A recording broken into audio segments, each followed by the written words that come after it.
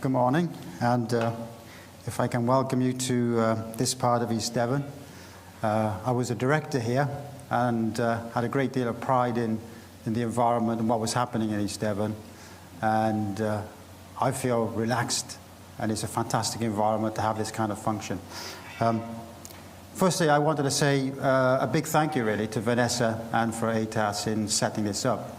The timing of this for me has been absolutely ideal, because it's brought to a focus the way in which we as a city council need to consider the role that is going on with corporate social responsibility and the work of the voluntary sectors and the private sector in raising the challenge that we face.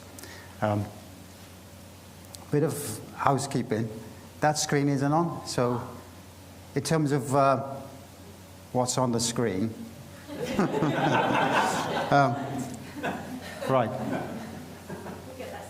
Okay, so I wanted to start with this slide and basically to say, look, for 15 years or so, the City Council has had a vision. That vision has been focused very much about the city as a place functioning as the regional capital. But crucially, it's a vision that sets out the relationship with the City Council and others. And we're very clear, as a city, we can only achieve with our partners. And indeed, one of the things that I say to people when they ask about the success of the city, I say that success is often the result of a strategic partnership with others, private sector and others, the voluntary sector, in achieving. And that has given us a tremendous platform to pursue our agenda.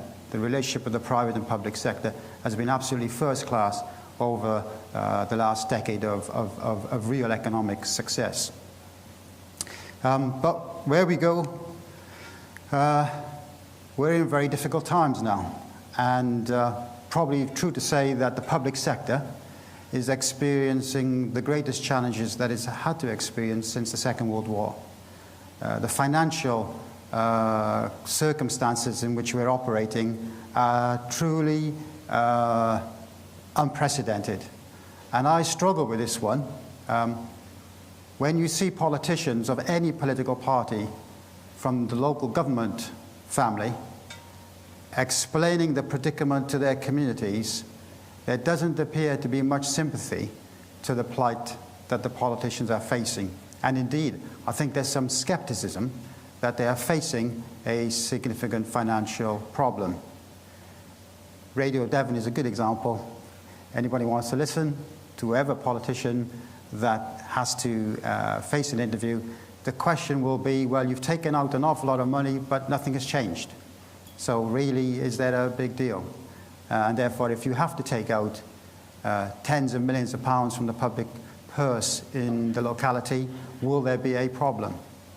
So there's a degree of skepticism, and I think there's a looming crisis of trust that is building with the public sector, with our communities. I see my job, and the reason why when I go to events like this, is to say, look, this is real, and we care about our communities. We love our communities. Events like this matter because it gives us an opportunity to talk to you one-to-one with the issues that we're facing day in, day out in the public sector, and the task is being made more difficult because of the financial challenges that we're facing. And this is of crucial importance to us as a community. So what I've got on there is a text which sets out the challenge. It's a very simple one, which is at the moment the public sector cuts that we're having to endure are serious in terms of the scale. To put some local context to that, Exeter City Council's funding from government will have reduced from 2010-11 to 2013-14 by 26%. We anticipate from 2014-15 to 2017-18 a further 36% reduction. So over that period, we are looking at a potential 46% reduction in central government funding. And that's typical across the whole of local government sector. Organisations like Devon County Council will be experiencing tens of millions of pounds reduction on an annual basis. That's a fact. The difficulty for the public sector is that's against the background of rising expectations and a rising demand for expenditure in certain areas. Adult social care, children's services, the rate at which demand for those services is increasing is causing us a crisis. The crisis is there's a widening gap which is at around about 2 billion a year. So it's a serious issue for us. It means the way we run the business of local government has to change. And to give you a further illustration of that issue, the combined Manchester authorities, which are 10 local authorities, at a recent conference said they had managed to find, out of a £22 billion combined spend, £8 billion worth of efficiency savings. And the demand for those services that I mentioned has meant that that 8 million saving has actually gone. So their bill is still 22 billion. But without those efficiency savings, they would have had a real problem. So what you see on that screen there is the growth that's occurring in the public sector, and it's the growth in 3 sectors, but predominantly in the adult, social care, and children social care. So what's the relationship with what we're discussing today? One of the difficulties that we're facing is that as we get more focus on how we do the business differently in order to save money, it becomes increasingly clear that the way local government has been set up over the years has been very much a focus, I say here, a focus on failure. It is the case we spend an awful lot of our resources tackling failure as presented to us, so that we have families that are in difficulty, who perhaps are not enjoying the economic benefits because they're not in employment, they've not received the education that they require to access employment, but presenting themselves with a range of problems, which might range from policing and criminal behavior right down to dependency in terms of welfare. So there are a whole range of funding pressures that the public sector model has failed to address. And that's when times were good. We had lots of money to throw at things. So we need a different way of dealing with it. And the perception of the public about the way we deliver services has always been challenging. In a sense, they often see us as being bureaucratic, as being focused in process. My particular background is a development background, and anybody in the room who knows anything about planning always blamed. It's the process that stops things happening. That's the perception. I don't believe that's the case, but that's the perception. So what we have at the moment is a way of structuring local government business that tends to be on the basis that we deliver services and we don't necessarily see the individual and the family as a need that has to be solved. It tends to be we deliver certain services, and when people approach us, they get a service from those services. And it might be we don't see the person as a whole, in which case people feel they're being pushed from pillar to post. One of the consequences is we've had good economic success in the city. Some illustrations there, you know them, they're self-evident, likes of the Met Office, significant city centre redevelopment. And you'll see the job figures, very impressive figures on a national level, the level of economic growth within the city. Yet, in spite of that, we still have pockets of deprivation in the city. There are significant numbers of people who reside within the city who are not enjoying the benefits of that growth.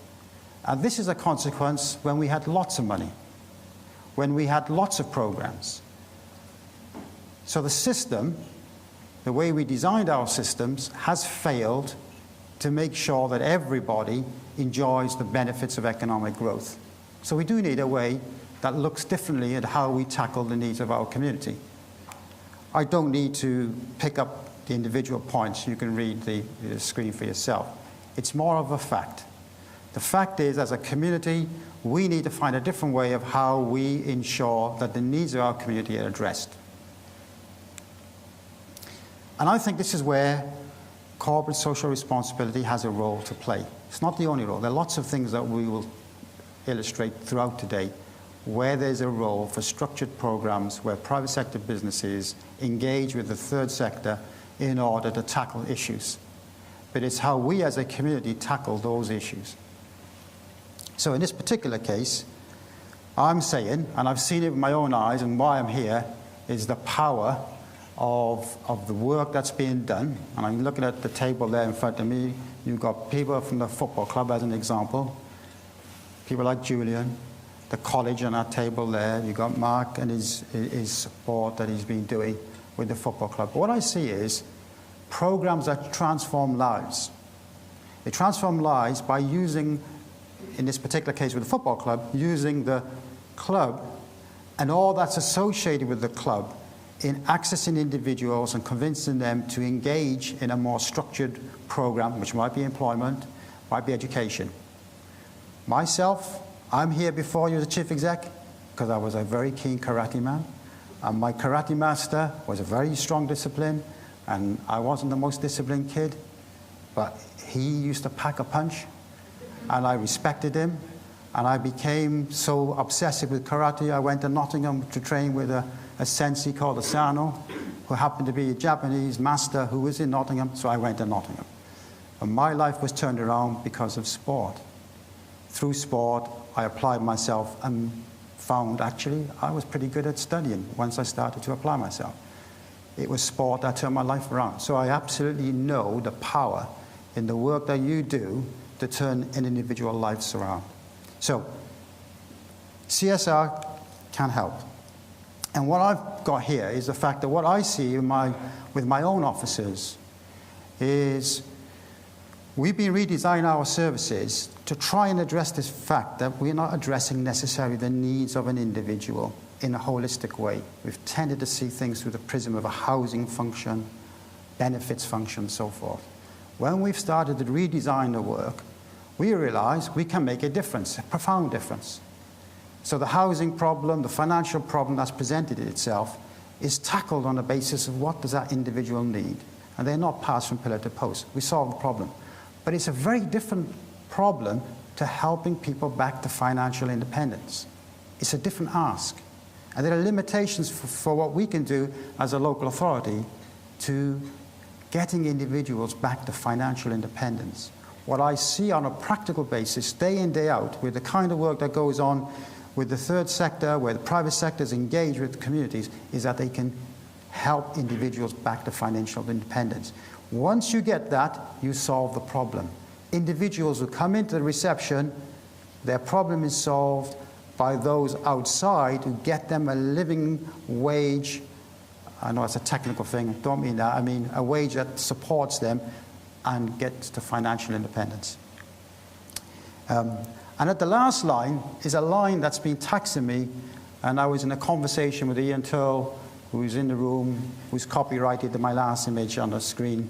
But we had a conversation about how do we actually get to this point of social, the sort of social impact, social bond, a model of investment, where effectively, if we're able to demonstrate through the work that we do, early intervention, so preventing a problem rather than trying to respond to the failure, that if we invest in that program, we can get that funding back at a later date.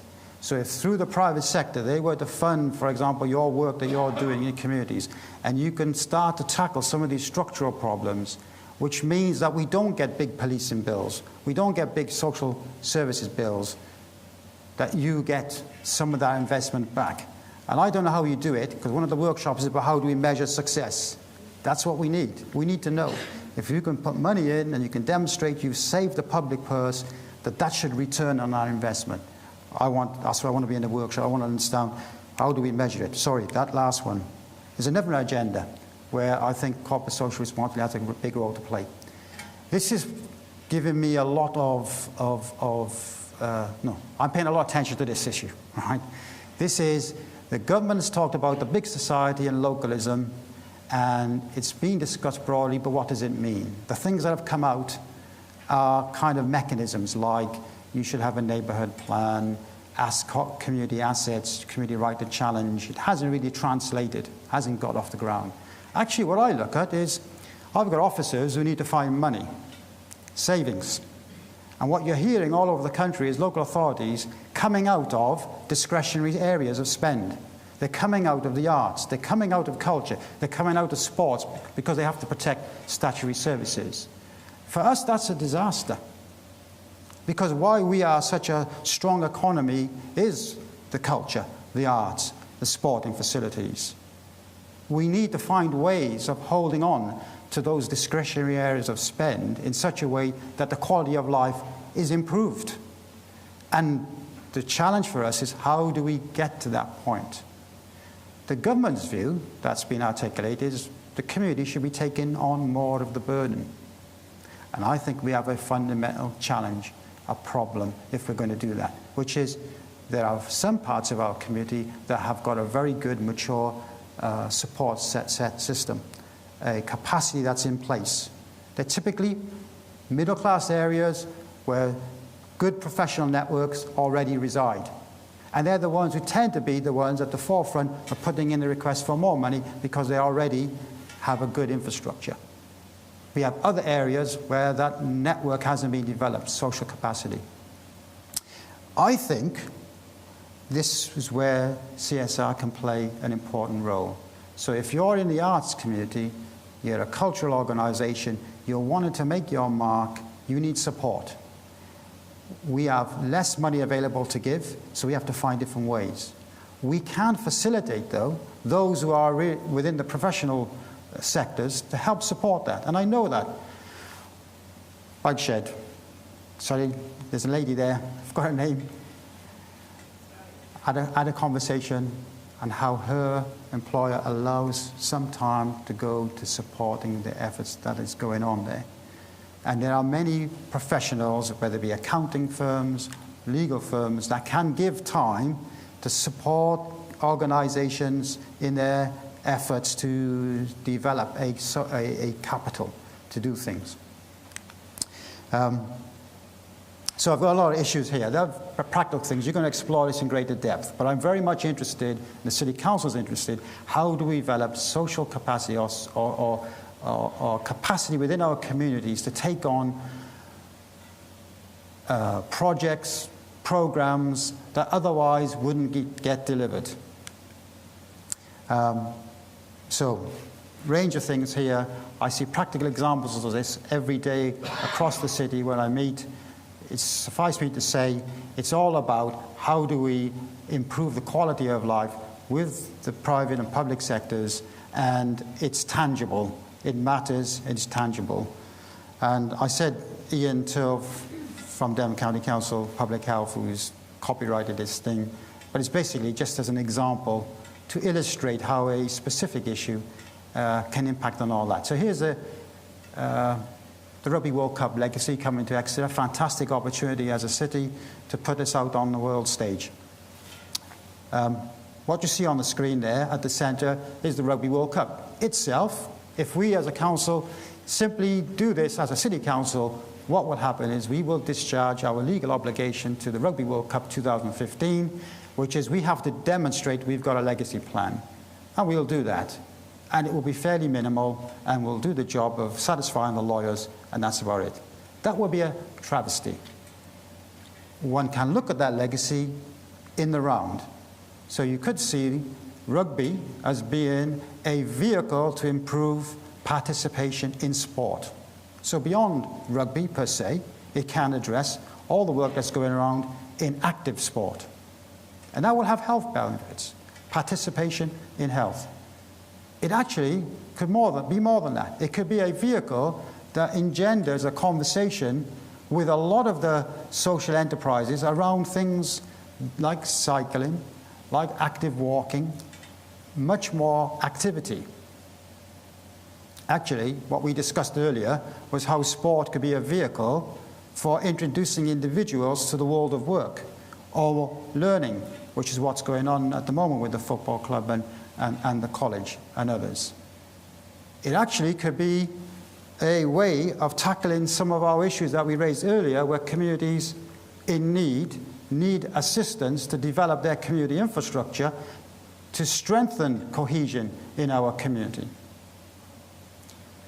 It's what we do to shape that program to make more of it than it is on paper as a legal contract with the RFU.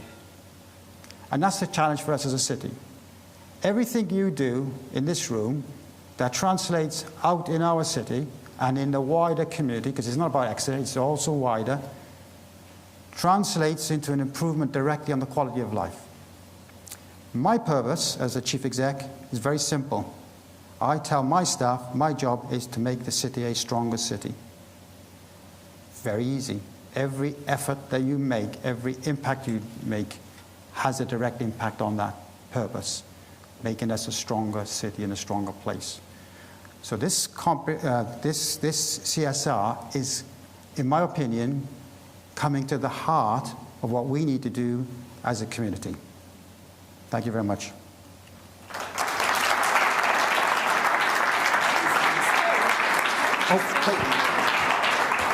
Thank you very much indeed, Karime. You've given us a lot to think about there. I'm sure that we have some questions for Karime to look a little closer. While you're thinking of yours, Karime, you've made some wonderful points, I think, referencing the opportunity for sport to have so many far-reaching benefits. What more can we do to encourage our community to engage in that sport? Well, I think what I've witnessed, so whether it be with the active sports like the rugby and the football, what I've seen is the individuals behind these organizations very passionate about getting into places like our schools. So they're not waiting for people to come to them. They're getting out into their communities and finding lots of different ways that they can engage. I only wish I could shine a light on their work in far more ways than we do, because I actually think it's one of those, the programs are not celebrated enough. I don't think people realize enough what they're doing day in, day out to transform the lives of our youngsters and our communities, where sport is the vehicle, but it's much more than sport. And, you know, Julian, who's at the table there, Julian Taggart at the football club, it's a regular thing knocking on our door, trying to get us to engage in another program. It isn't about football. It just happens to be they are a football club. It's much more than that. So for me, the issue is, how do we shine a light on all the work that you're doing in such a way that the people who live and reside in this community actually know what's going on, and therefore attach a value to that which is what is deserved. Thank you. Do we have any more? Please. Do we have a mic? Sorry, Chris, if we can. Caroline, would you be kind enough to take the mic? Thank you very much.